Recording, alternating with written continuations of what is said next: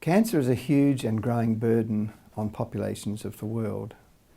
And while we must have more research answers as to the basic nature of the disease before we can fully be sure we can defeat the disease, there's much that individuals can do to protect themselves right now.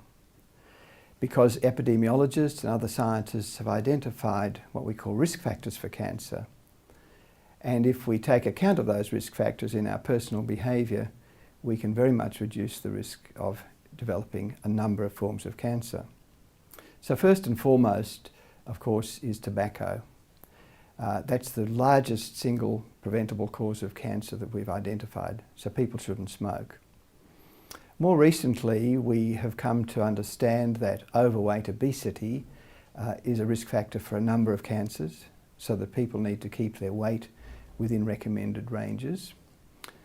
The body mass index between, say, 18 and 25 is where we would want most people to sit. They can do this, of course, by reducing excessive intake of fatty foods, eat more vegetables, and be physically active.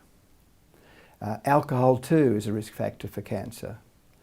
Any amount of alcohol consumption does increase cancer risk, so we advise people to be moderate in their use of alcohol.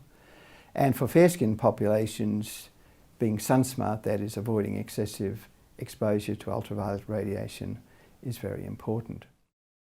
In the last few years, the UICC has come to understand that to achieve real change in cancer outcomes globally, we need a very vigorous program of cancer advocacy. That is mobilising our populations to urge their governments to institute the sort of measures that are going to reduce cancer.